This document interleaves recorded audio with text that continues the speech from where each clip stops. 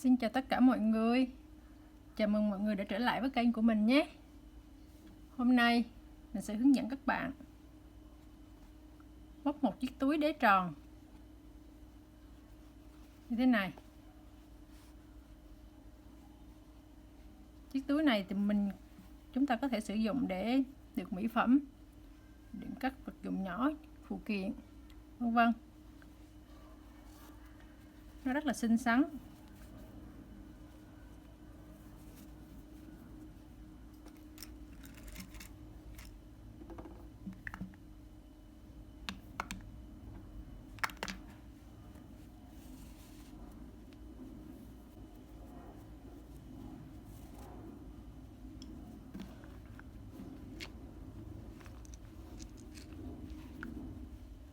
Rất là cute nha.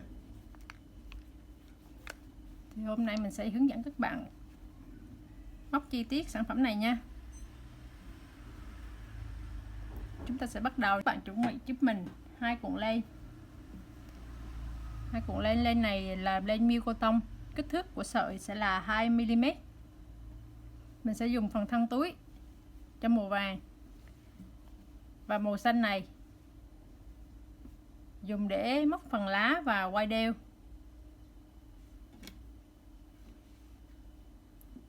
Kim móc, các bạn sử dụng giúp mình kim móc 2.5 mm, kéo và kim khâu len.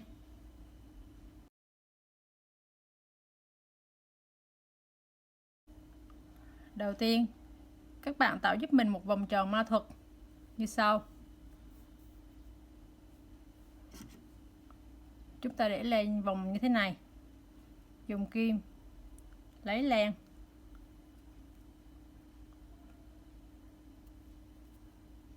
đây như thế này chúng ta đã có một vòng tròn ma thuật. Tiếp theo các bạn gầy vào vòng tròn ma thuật giúp mình 8 mũi đơn. 2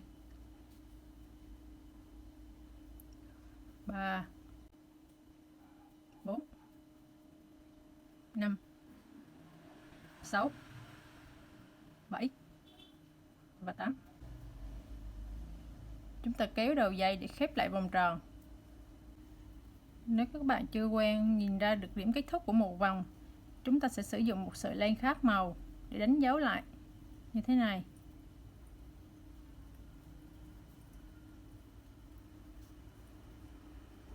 Ở hàng số 2, các bạn thực hiện 8V. Một mũi V là gồm 2 mũi đơn chung một chân như sau.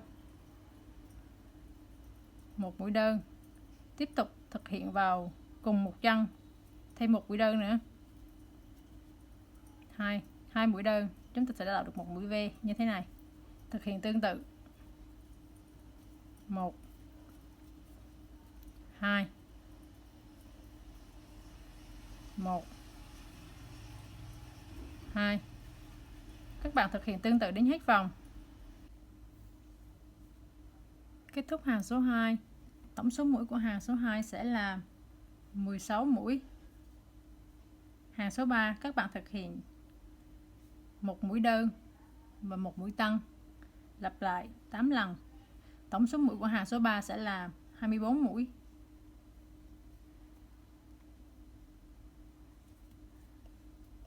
Một mũi đơn và một mũi tăng.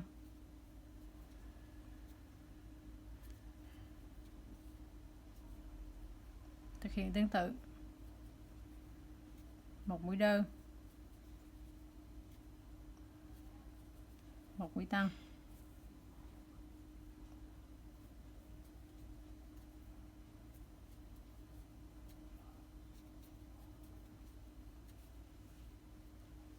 Các bạn cứ lặp lại như thế đến hết vòng nhé. Kết thúc hàng số 3. Tổng số mũi của hàng số 3 sẽ là 24 mũi. Ở hàng số 4, chúng ta thực hiện một mũi đơn, một mũi tăng, một mũi đơn, tất cả lặp lại 8 lần. Tổng số mũi của hàng số 4 sẽ là 32 mũi. Một mũi đơn, một mũi tăng và một mũi đơn. Như vậy là chúng ta sẽ thực hiện được một lần. Chúng ta tiếp tục thực hiện 7 lần nữa tương tự. Một mũi đơn, một mũi tăng và một mũi đơn.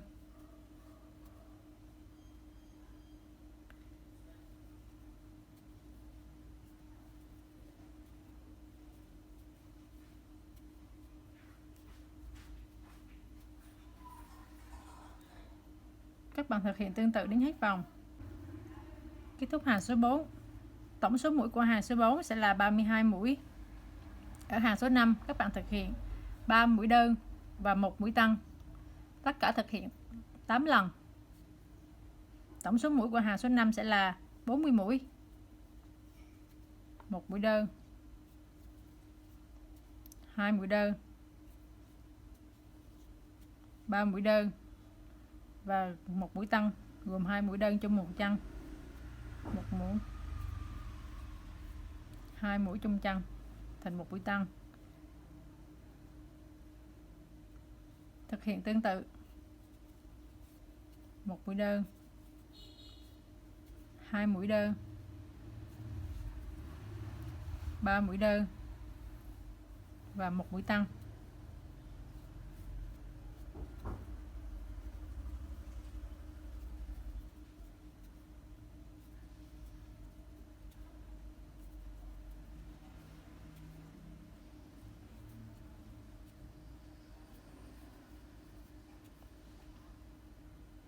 Chúng ta thực hiện tương tự đến hết vòng. Kết thúc hàng số 5. Tổng số mũi của hàng số 5 là 40 mũi. Ở hàng số 6, chúng ta thực hiện một cụm gồm 2 mũi đơn, 1 mũi tăng và 2 mũi đơn. Lặp lại 8 lần. 1 mũi đơn, 2 mũi đơn và 1 mũi tăng. Tiếp sau đó sẽ là 2 mũi đơn.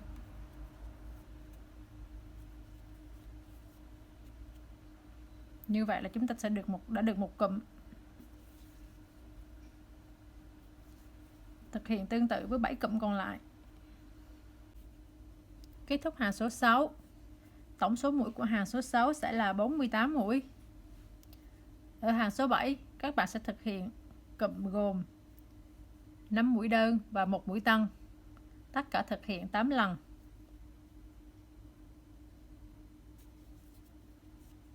1 mũi đơn, 2 mũi đơn, 3 mũi đơn, 4 mũi đơn, 5 mũi đơn và cuối cùng là 1 mũi tăng. Như vậy là chúng ta đã thực hiện được một cụm. Thực hiện 7 cụm còn lại tương tự. 1 mũi đơn, 2 mũi đơn, 3 mũi đơn, 4 mũi đơn, 5 mũi đơn và 1 mũi V.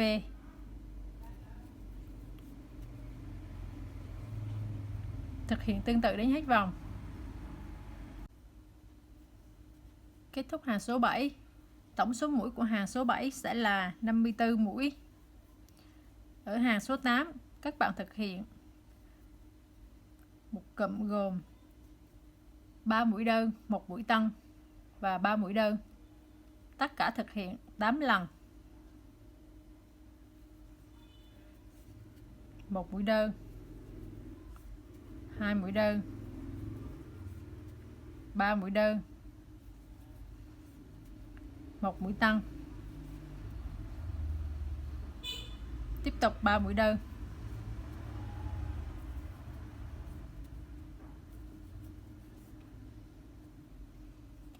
Và đây là một cụm. Chúng ta thực hiện tương tự 7 lần nữa. 1 mũi đơn, 2 mũi đơn, 3 mũi đơn, 1 mũi tăng và 3 mũi đơn. 1 mũi đơn, 2 mũi đơn, 3 mũi đơn. Thực hiện tương tự đến hết vòng. Kết thúc hàng số 8, tổng số mũi của hàng số 8 sẽ là 64 mũi. Hàng số 9, chúng ta thực hiện một cụm gồm 7 mũi đơn và 1 mũi tăng, lặp lại 8 lần. 1 mũi đơn, 2 mũi đơn, 3 mũi đơn, 4 mũi đơn, 5 mũi đơn,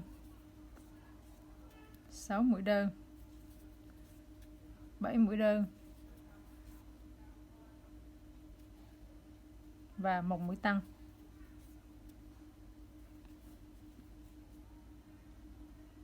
Như vậy là đã xong một cụm. 7 cụm còn lại chúng ta thực hiện tương tự. 1 2 3 4 5 6 7. Kết thúc 7 mũi đơn. Thực hiện 1 mũi tăng. 1 2 mũi đơn trong một chân. Chúng ta thực hiện tương tự đến hết vòng. Kết thúc hàng số 9, tổng số mũi của hàng số 9 là 72 mũi. Ở hàng số 10, chúng ta sẽ thực hiện một cụm gồm 4 mũi đơn, 1 mũi tăng và 4 mũi đơn, lặp lại 8 lần. 1 mũi đơn, 2 mũi đơn, 3 mũi đơn, 4 mũi đơn, 1 mũi V gồm 2 mũi đơn và tiếp tục 4 mũi đơn. 1 2 3 4. Như vậy là đã thực hiện được một cụm. Chúng ta thực hiện tương tự 7 cụm còn lại. 1 đơn, 2 mũi đơn, 3 mũi đơn, 4 mũi đơn. Tiếp theo sẽ là một mũi V.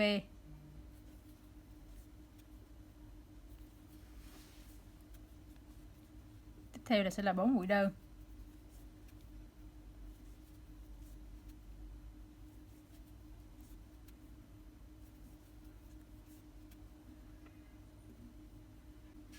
Tương tự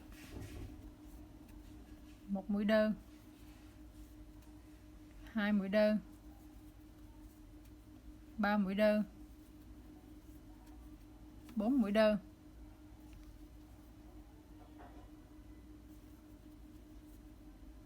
1 mũi V và 4 mũi đơn.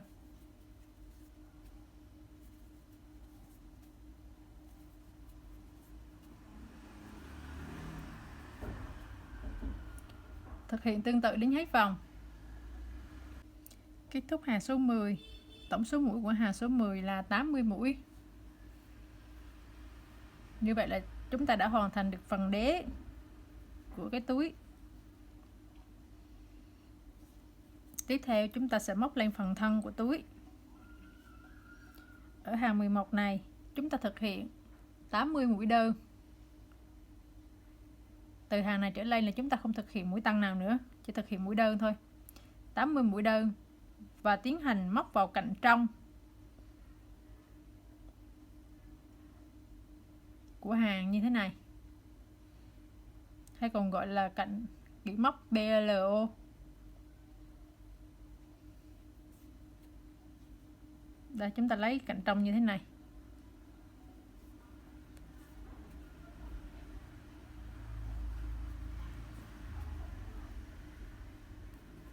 Mục đích của việc lấy cạnh trong như thế này để chúng ta tạo điểm nhấn giữa phần đế và phần thân của túi.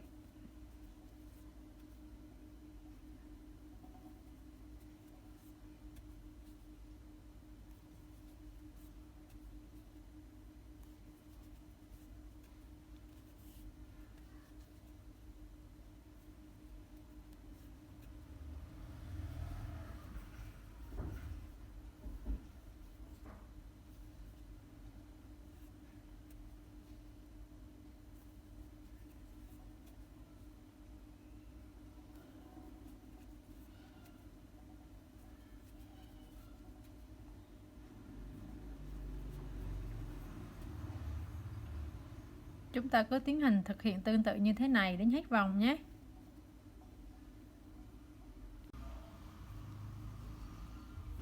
Kết thúc hàng số 11.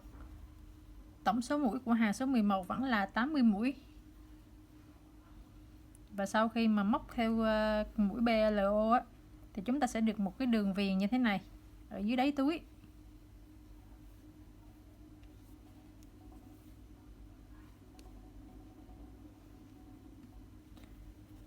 Từ hàng số 12 đến hàng số 33, mỗi hàng các bạn thực hiện gồm 80 mũi đơn.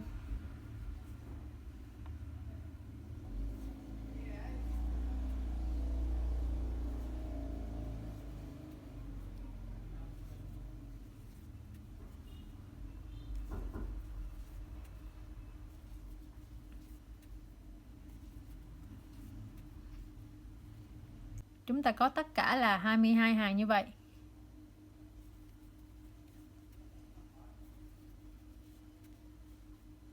Chúng ta thực hiện tất cả đều mũi đơn như vậy.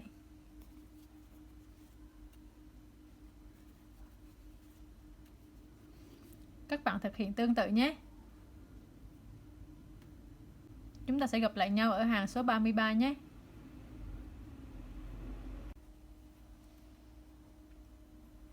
Sau khi thực hiện 22 hàng, mỗi hàng gồm 80 mũi đơn, thì chúng ta sẽ được một thành phẩm như thế này. Lúc nãy là chúng ta đã thực hiện từ hàng 12 đến hàng 33. Hàng 33. Và bây giờ sẽ là hàng 34. Ở hàng 34 này chúng ta sẽ thực hiện làm một hàng khuy. Một hàng khuy để tí nữa chúng ta luồn dây. Bắt đầu hàng thứ 34, chúng ta thực hiện như sau. Đầu tiên, lên 4 bính.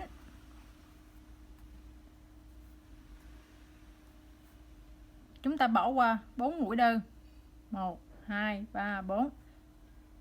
Chúng ta sẽ móc vào mũi thứ 5 này. Chúng ta thực hiện một mũi đơn. Một mũi đơn. Tiếp theo sẽ là 3 mũi đơn. 2, 3,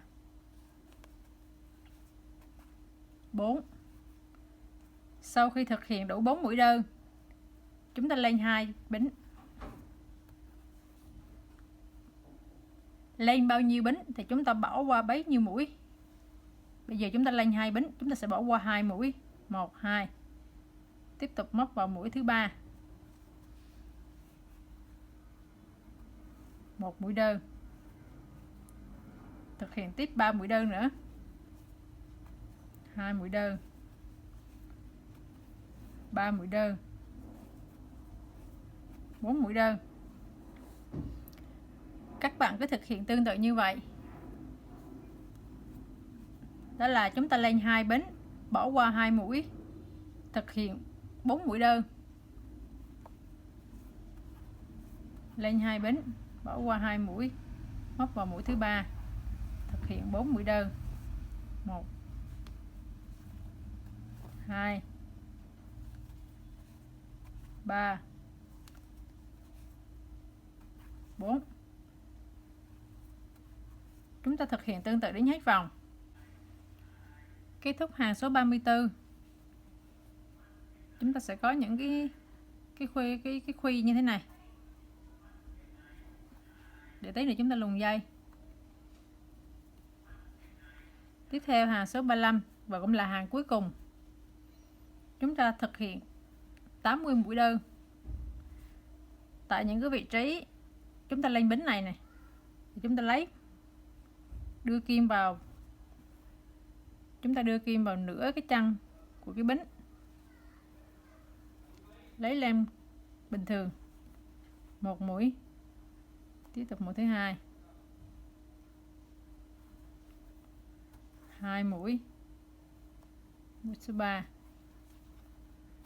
3 mũi. Mũi số 4. 4 mũi. Rồi tại các vị trí mũi đơn này thì chúng ta đưa kim như bình thường.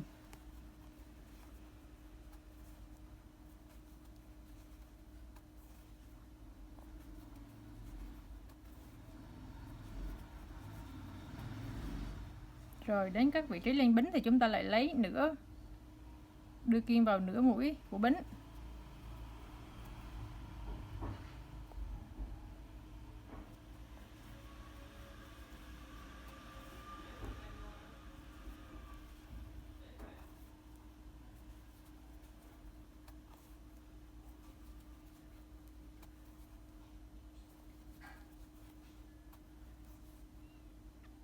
Chúng ta thực hiện tương tự đến hết vòng.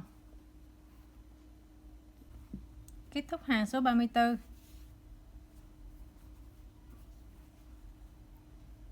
Đưa kim vào chân lấy len, trượt lên một mũi.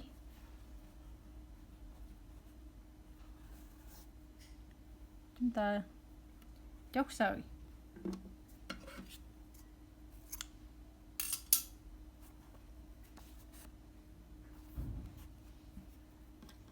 Dùng kim khâu len để giấu lên mũi len đi.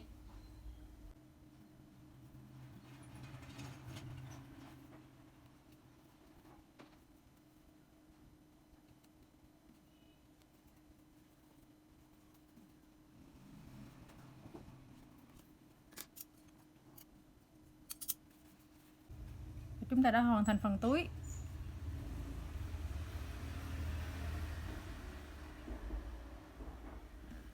Tiếp theo chúng ta sẽ đổi màu len để thực hiện phần dây rút. Đầu tiên chúng ta thắt dây như thế này, đưa kim qua len.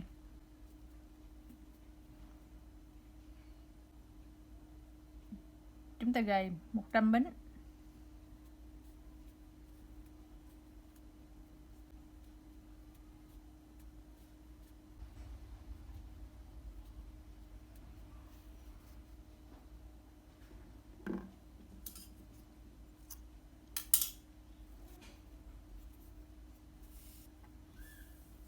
Theo chúng ta sẽ tạo một chiếc lá để trang trí trên miệng túi. Thực hiện tương tự. Chúng ta thắt lại một vòng, đưa kim qua lỗ, gầy lên 10 bính. 1 2 3 4 5 6 7 8 9 10. Bắt đầu từ mũi thứ hai, tính từ kim móc số 1, số 2. Chúng ta sẽ đưa kim qua mũi số 2 này. Đầu tiên thực hiện một mũi ít, một mũi đơn.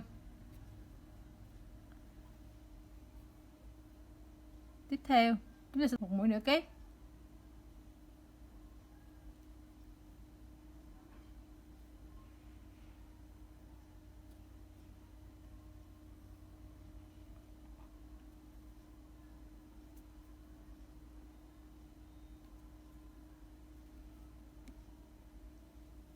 Tiếp theo là 5 mũi kép.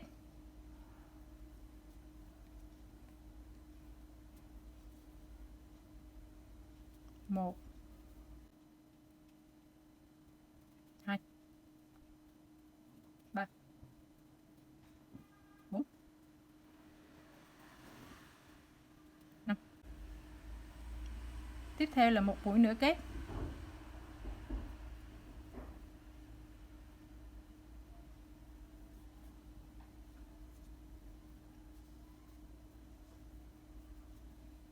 Tiếp theo sẽ là 3 mũi đơn trong một chân. Chúng ta sẽ móc 3 mũi đơn vào trong một cái chân này. Cái này là phần đỉnh lá đây các bạn. Một mũi đơn. Tiếp tục 2 mũi đơn.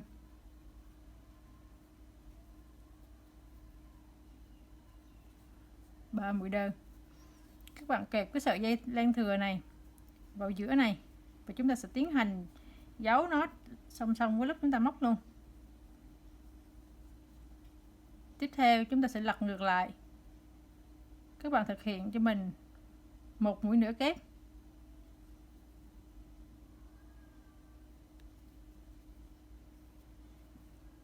Sau đó sẽ là 5 mũi kép.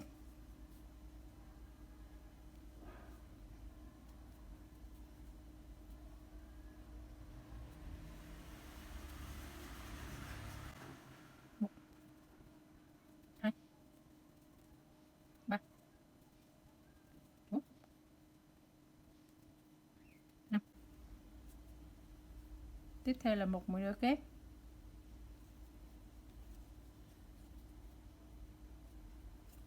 Và cuối cùng sẽ là một mũi đơn.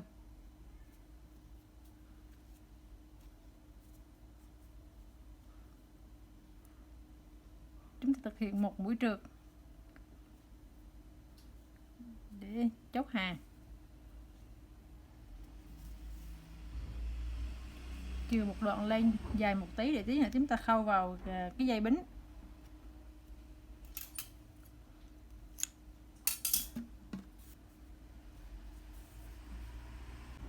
Sau khi đã hoàn thành xong các bộ phận, bây giờ chúng ta tiến hành ráp các bộ phận lại với nhau. Chúng ta dùng kim khâu lên để luồn dây vào túi.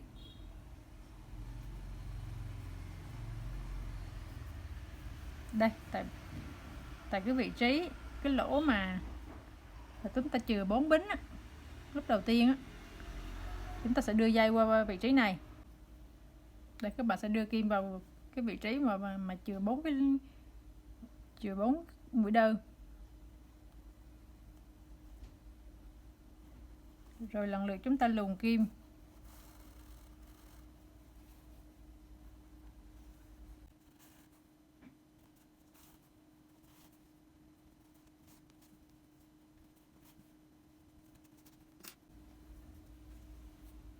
Chúng ta canh sao cho hai sợi dây này nó đều nhau.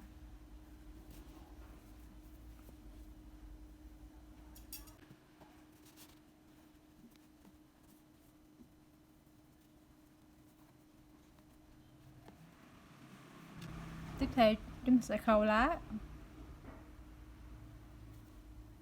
Chúng ta khâu lá vào cái điểm đối xứng của cái nút thắt này. Mình sẽ khâu vào đây nhé. Chúng ta khâu nó vào cái dây bính chứ không khâu trực tiếp vào phần túi nha các bạn, như thế này.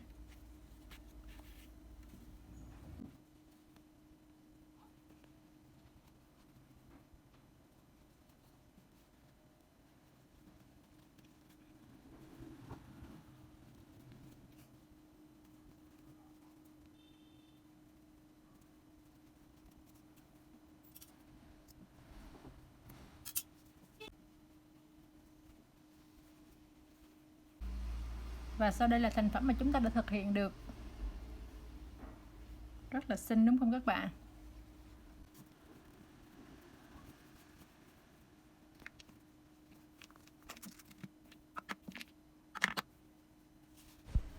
Cảm ơn các bạn đã theo dõi nhé.